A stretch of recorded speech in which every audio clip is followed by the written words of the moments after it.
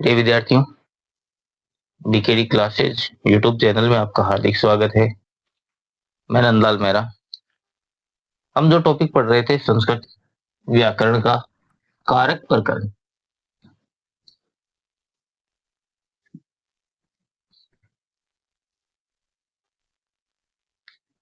कारक प्रकरणम का दूसरा भाग है, भाग सेकंड, जिनके बारे में हम चर्चा करने वाले हैं। हमने पढ़े कारक क्या होते हैं, कौन कौन से कारक होते हैं, किस प्रकार से कारक जो बनते हैं। अब बात करेंगे आगे। कारक जो है विभक्तियों के आधार पर चलते हैं।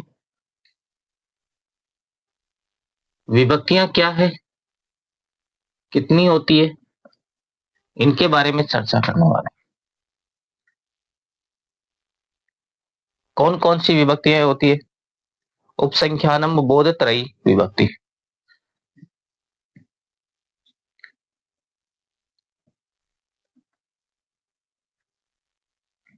उपसंख्यानम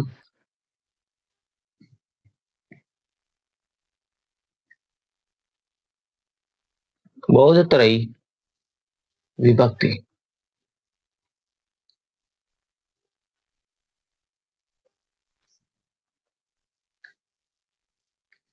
उपसंख्यानम बोधत्रयी विभक्ति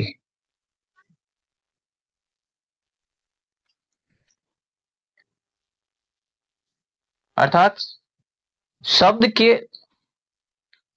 के जिस रूप से के द्वारा उसकी संख्या यानी वचन एवं उनके कारक का बोध होता है, उसे क्या कहते हैं? विभक्ति। शब्द के जिस रूप से अर्थात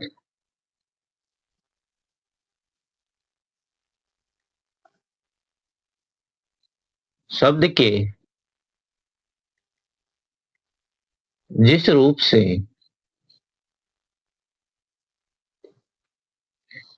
उसके वचन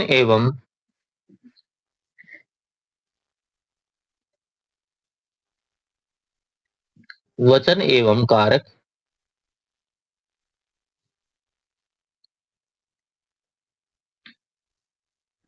का बोध होता है, उसे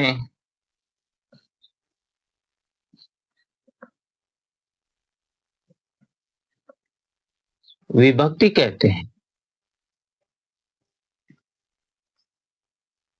उसे विभक्ति कहते हैं।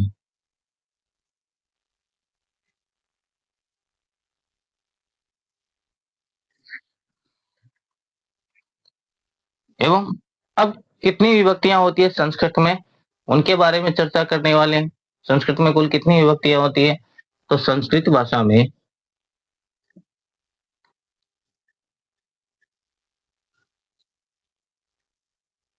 संस्कृत भाषा में 7 विभक्तियां होती है।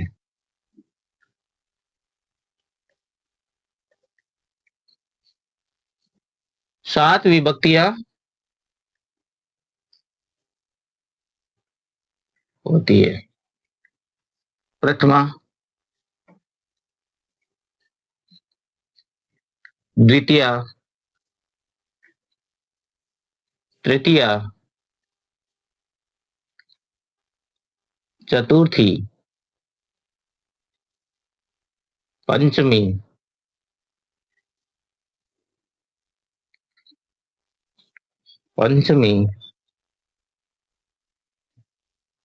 षष्ठी और सप्तमी।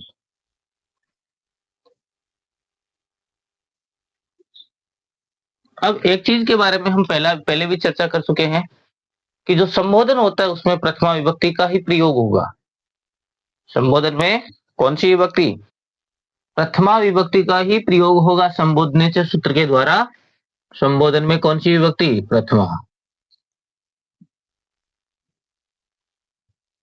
संबोधने से सूत्र द्वारा संबोधन में कौन सी विभक्ति आएगी?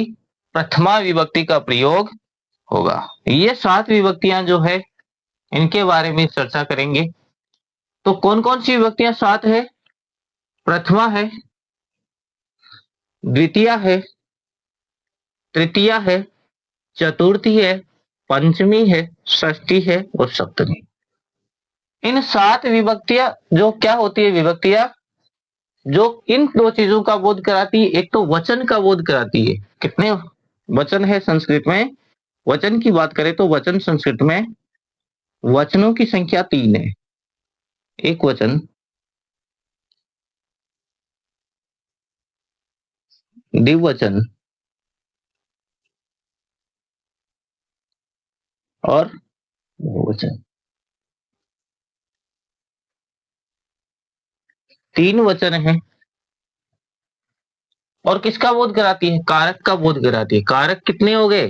कारकों की संख्या 6। वो भी हम पहले पढ़ चुके हैं। 6 कारक कौन कौन से हैं? कारक कितने हैं? कारकों की संख्या 6 है। कर्ता, कर्म, करण, संप्रदान, अपादान और अधिकरण। ये 6 कारक है, उनकी हम चर्चा करेंगे। अब बात संबोधन की बात कर रहे हैं तो संबोधन में कौन सी विभक्ति? संबोधन चय सूत्र के द्वारा प्रथमा विभक्ति का ही प्रयोग होगा या एक वचन संबोधि में। अब देखो यहां पर कुछ चीजें अलग होती है। बाकी संबोधन तो ठीक है, प्रथमा होती है, लेकिन एक वचन संबोधि सूत्र द्वारा एक वचन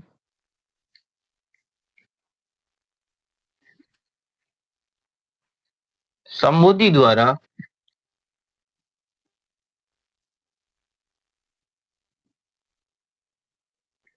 संबोधि सूत्र द्वारा केवल और केवल जो प्रथमा विभक्ति है, इसमें एक वचन का जो रूप है उसमें थोड़ा सा बदलाव है। बाकी सब सेम है, लेकिन एक वचन में थोड़ा सा बदलाव है। अब ये क्या बदलाव है, कितना बदलाव है, इनके बारे में हम चर्चा करने वाले हैं।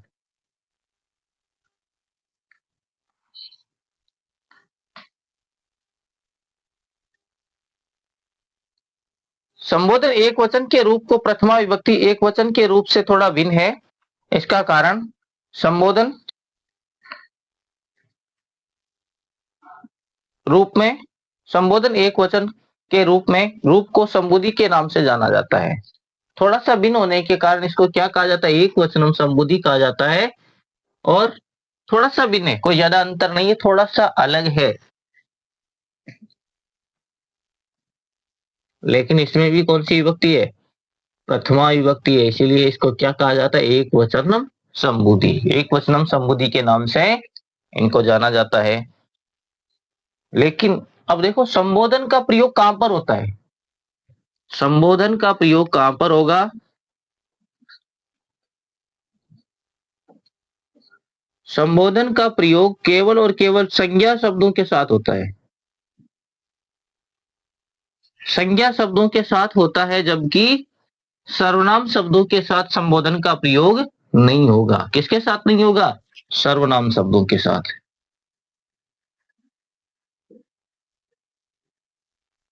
सर्वनाम शब्दों में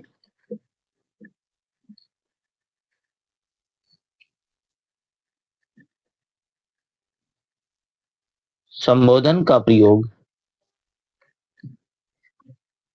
नहीं होगा।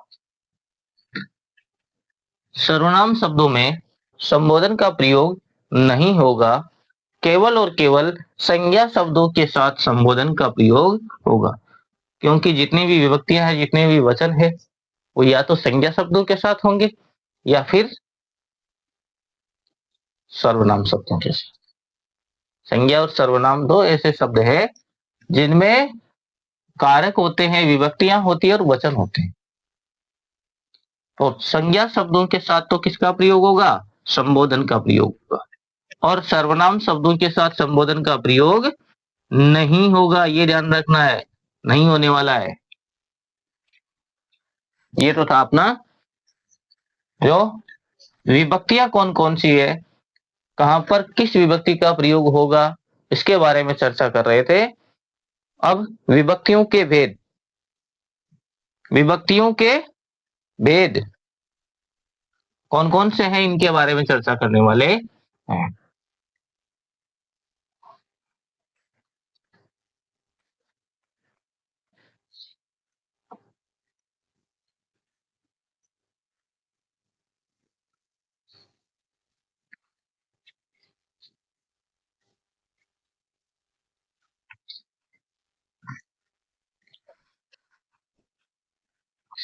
विभक्तियों के भेद। इन सातों विभक्तियों की पुनः दो प्रकार से इनका विभाजन किया जाता है।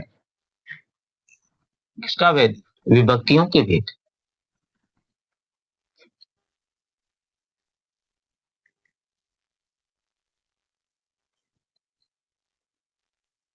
विभक्तियों के भेद कौन कौन से भेद हैं? दो भेद हैं। नंबर एक, कारक विभक्ति। कारक विभक्ति। और नंबर दो, उपपद विभक्ति।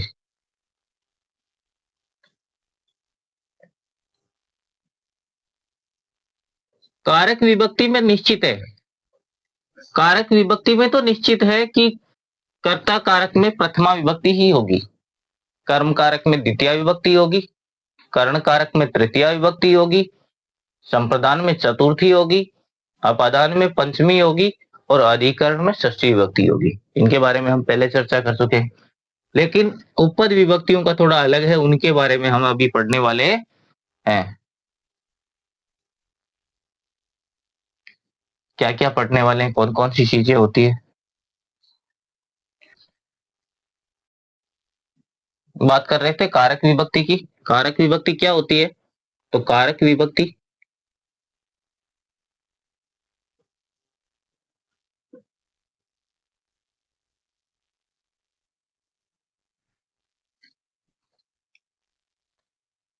क्रिया के आधार पर,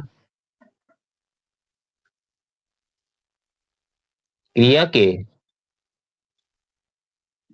आधार पर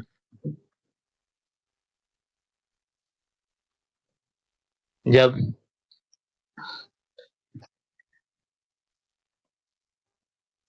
किसी पद में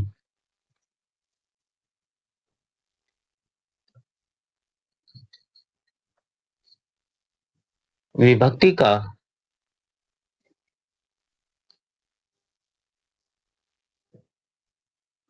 प्रयोग किया जाता है, विभक्ति का प्रयोग किया जाता है, वो कारक विभक्ति है। ध्यान देने योग्य बात कितनी है कि कारक विभक्ति कहाँ क्या है, किसके आधार पर इसका प्रयोग किया जाता है? क्रिया के आधार पर इनका प्रयोग किया जाता है। जैसे पिता, पुत्राय,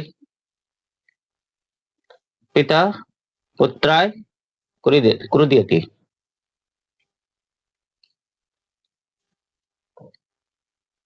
क्रुध्यति, पिता पुत्र पर क्रोधित होते हैं। यहाँ पर पुत्राय शब्द जो है वो क्रिया के आधार पे उसमें कौन सी विभक्ति है? चतुर्थी विभक्ति है। तो पुत्राय शब्द में, पुत्राय शब्द में चतुर्थी विभक्ति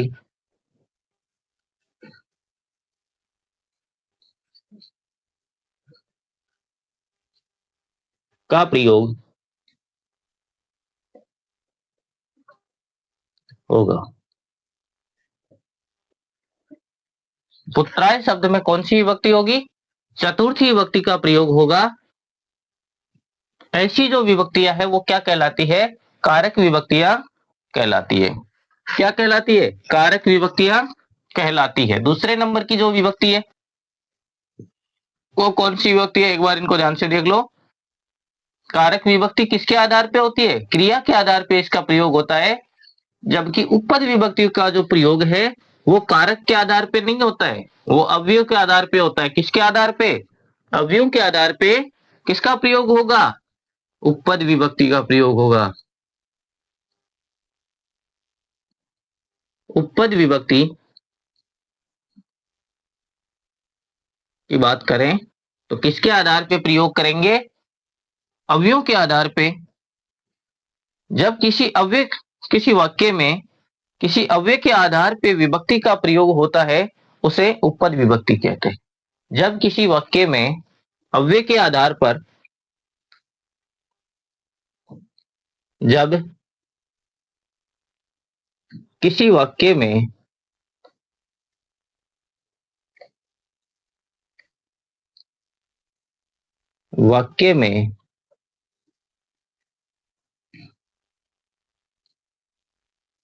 अव्यय के आधार पर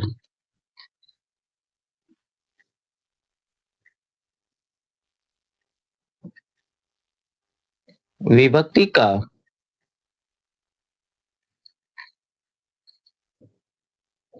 प्रयोग होता है वो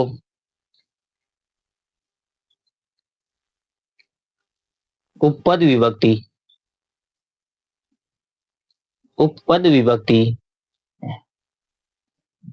क्या है? उपपद विभक्ति है। जैसे ग्रामम अभिते नद्यो वहते। ग्रामम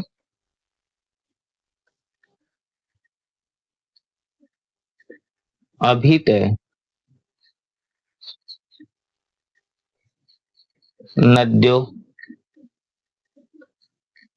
वहते।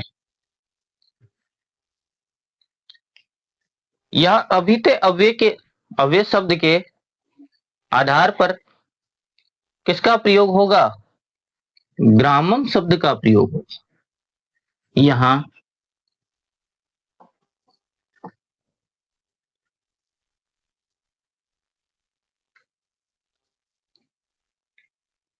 अभिते अव्यय के आधार पर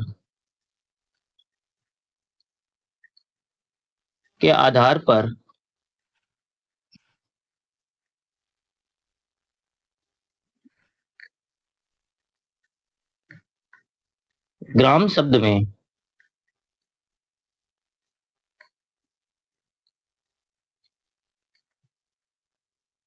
द्वितीय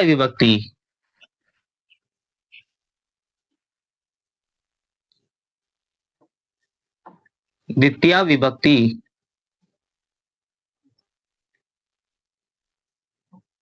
प्रयुक्त होगी। किसके आधार पे होगी? अभिते अव्यय के आधार पे कौन सी विभक्ति का प्रयोग होगा? द्वितीय विभक्ति का प्रयोग होगा। कौन सी का? द्वितीय विभक्ति का। किसके आधार पे? अभिते अव्यय के आधार पे कौन सी विभक्ति होगी? द्वितीय विभक्ति का प्रयोग होगा। तो ऐसी विभक्तियां क्या कहलाती है? उपपद विभक्तियां कहलाती है। और जहां पर क्रिया के आधार पे प्रयोग होता है वो कौन सी होती है? कारक विभक्ति होती है। किसके आधार पे इनका प्रयोग होता है? अव्यय के आधार पर। ध्यान रखना है, अव्यय के आधार पे जिनका प्रयोग होता है वो क्या कहलाती है? उपपद विभक्ति कहलाती है। जहां पे कारक क्रिया के आधार पे प्रयोग होता है वो कारक कहलाता है, कारक विभक्ति कहलाती है। विभक्तियां दो प्रकार की है, दोनों प्रकार की विभक्तियों की चर्चा हम कर चुके हैं। ध्यान से आप देखो, समझो कौन कौन सी चीजें हैं। कारक क्रिया के आधार पे कौन सा कारक, कौन सी विभक्ति? तो क्रिया के आधार पर कौन सी विभक्ति है? कारक विभक्ति। अव्यय के आधार पे कौन सी विभक्ति है? अव्यय के आधार पे उपपद विभक्ति का प्रयोग होगा। ये तो हो गई अपनी कारक विभक्ति और उपपद विभक्ति। अब बात करेंगे आगे। एक बार ध्यान से देखो कौन कौन सी चीजें हैं, समझो। ठीक है।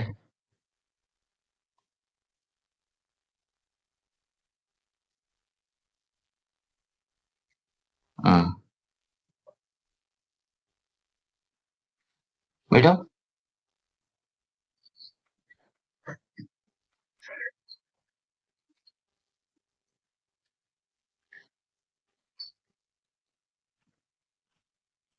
यहां पर एक ध्यान देने योग्य बात यह है, एक सूत्र के द्वारा समझेंगे। कौन सा सूत्र है? सूत्र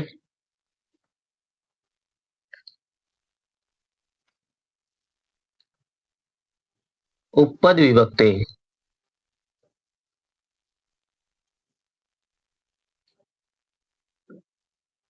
उपपद विभक्ति कारक विभक्ति बलियसी।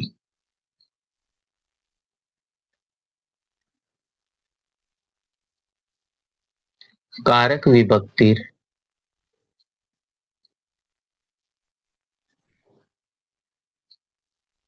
बलियसी।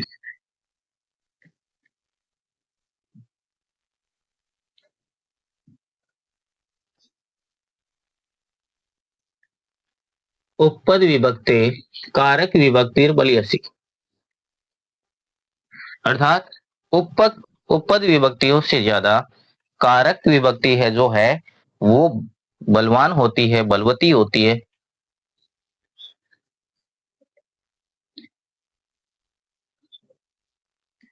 अर्थात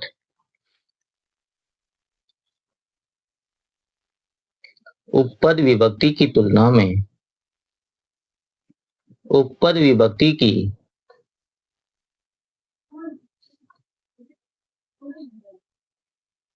तुलना में उपपद विभक्ति की तुलना में कारक विभक्ति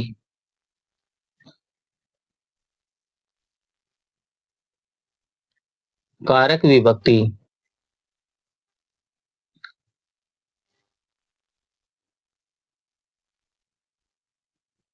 बलवान होती है।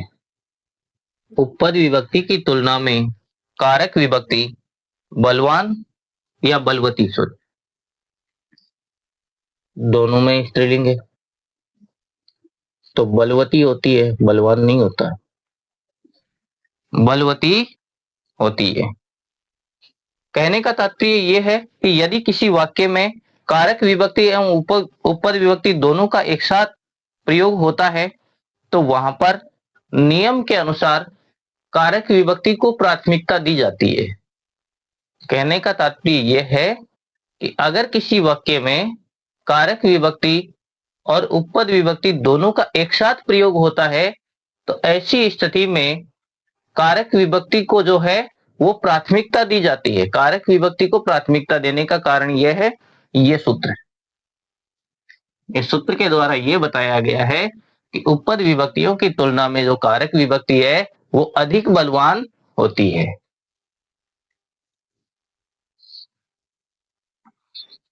अब बात करेंगे, अब एक जो सवाल है आपके लिए, अहम खाली जगह नमस्करोमि। अहम प्रश्न है,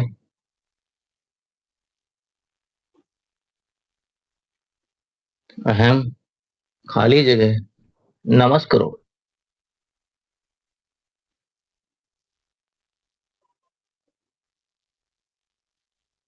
अहम खाली जगह नमस्करोमि रिक्त स्थान की पूर्ति करनी है। 4 ऑप्शन अपने पास में है। नंबर 1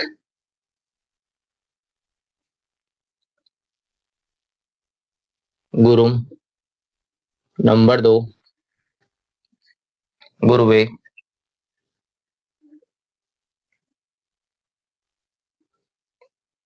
नंबर 3 गुरु और नंबर 4 जो है वो गुरु।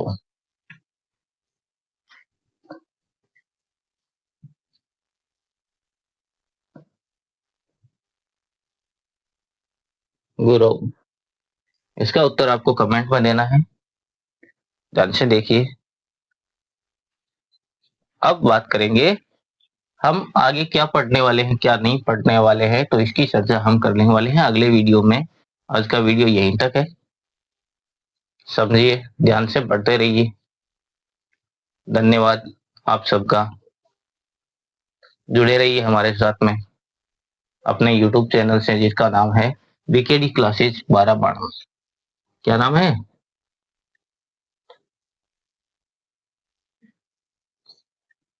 बीकेडी